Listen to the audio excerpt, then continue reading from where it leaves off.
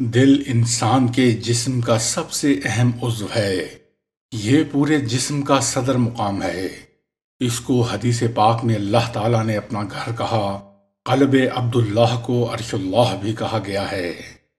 ارشاد ہوتا ہے، نہ میں زمینوں میں سماتا ہوں نہ میں آسمانوں میں سماتا ہوں، میں مومن بندے کے دل میں سما جاتا ہوں۔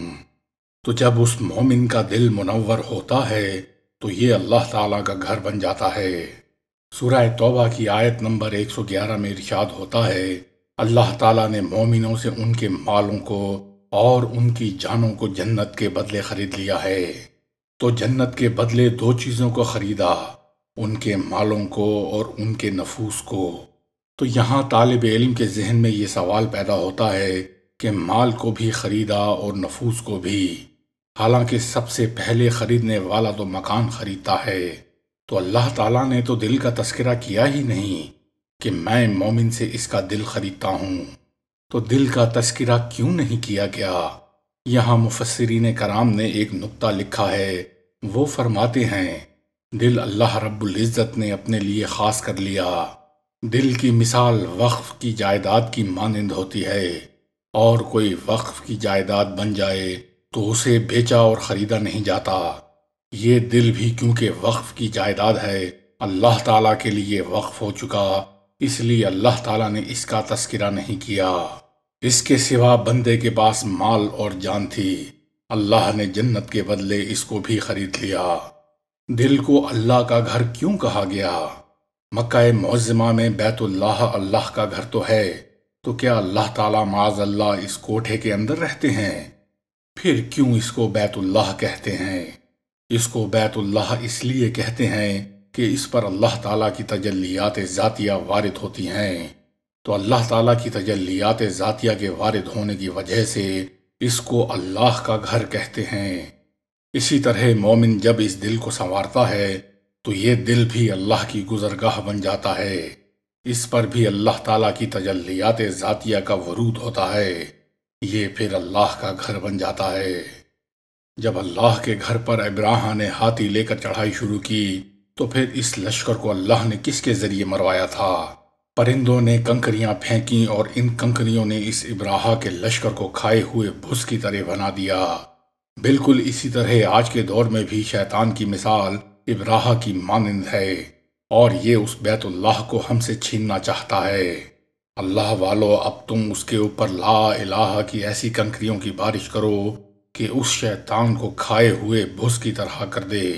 اس لیے مشائخ کرام کہتے ہیں یہ لا الہ الا اللہ کیا ہوتا ہے؟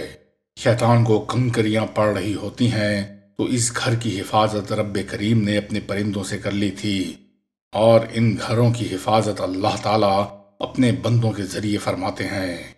ان پرندوں نے کنکریاں ماری تھیں اور یہ بندے لا الہ الا اللہ کی ضربوں سے اس شیطان کے اوپر پتھر اور کنکریوں کو پھینک رہے ہوتے ہیں۔ انسان کے مختلف اعضاء ہیں، ہر ایک کے ساتھ کچھ کچھ لذتیں وابستہ ہیں۔ کچھ لذتیں دیکھنے سے ملتی ہیں، انسان خوبصورت شخصیت کو دیکھے، لباس کو دیکھے، مکان کو دیکھے، پھول کو دیکھے وغیرہ وغیرہ، دل خوش ہو جاتا ہے۔ کچھ لذتیں انسان کو کان کے ذریعے ملتی ہیں، جیسے کوئی اچھا قرآن پڑھے تو قرآنوں میں رس گھل جاتا ہے، دل میں سرور آ جاتا ہے تو کانوں کے ذریعے بھی لذت ملتی ہے، ناک کے ذریعے سے بھی لذت ملتی ہے۔ مشک کی خوشبو کوئی بندہ سونگے، کستوری کی خوشبو کوئی سونگے تو دل خوش ہو جاتا ہے۔ زبان سے بھی مزے ملتے ہیں۔ اسی طرح کچھ مزے انسان کی شرمگاہ سے وابستہ ہیں، اور سب بالغ مرد لطف جانتے ہیں کہ وہ ایسے مزے ہیں کہ بسا اوقات وہ انسان کو بے بس کر دیتے ہیں۔ یہ تمام مزے ان اعضاء کے مزے ہیں جو دل کے ماتحت ہیں۔ جب ماتحت اعضاء سے ایسے مزے ملتے ہیں تو جو ان سب اعضاء کا حاکم اور سردار انسان کا دل ہے، اس سے جو مزے ملیں گے وہ کتنے عظیم ہوں گے۔ اس لیے جس کو دل کے مزے ملنے شروع ہو جاتے ہیں اس کے لیے دنیا کے مزے بے رونق ہو جاتے ہیں۔ یہ زلف فتنہ گر پھر اللہ والوں کی نظر میں دم خر بن جاتی ہے۔ بس مسئلہ یہ ہے کہ ابھی ہمیں وہ مزے ملنے نہیں شروع ہوئے۔ دو عالم سے کرتی ہے بیگانہ دل کو، عجب چیز ہے لذت آشنائی۔ یہ آشنائی کی لذت بھی بڑی عجیب ہے۔ بس ذرا ایک مرتبہ دل کے مزے ملنے شروع ہو جائیں، ذکر قلبی کے مزے شروع ہو جائیں، پھر انسان دنیا کی لذتوں کی طرف آنکھ اٹھا کر بھی نہیں دیکھتا۔ تو قلب کی 3 قسمیں، مردہ دل، بیمار دل اور زندہ دل، جب قرآن مجید میں فرما دیا گیا کہ قیامت کے دن اللہ تعالیٰ کسی اور چیز کو نہیں دیکھے گا، فقط دل کو دیکھے گا، تو فرمائے گا اللہ تعالیٰ تمہیں نہیں دیکھتا، تمہاری شکلوں کو اور تمہارے اموال کو، وہ تمہاری ظاہری خوبصورت اور مال اور پیسے کو نہیں دیکھتا، وہ دیکھتا ہے تو تمہارے دل کو اور تمہارے اعمال کو۔ تو جیسے دفاتر میں آفیسرز نے چیزوں کو دیکھنا ہوتا ہے تو اس چیز کو ذرا سجا کر پیش کیا جاتا ہے، کوئی فائل دیکھنی ہو تو فائل کو بھی ذرا ٹھیک ٹھاک کر کے پیش کرتے ہیں۔ تو جب قیامت کے دن اللہ نے ہمارے ہی دل کو دیکھنا ہے تو آج ہمیں چاہیے کہ ہم اس چیز کو صاف کرنے کی محنت کر لیں تاکہ قیامت کے دن ہماری نجات ہو جائے، اللہ تعالیٰ کے ہاں ہماری قبولیت ہو جائے۔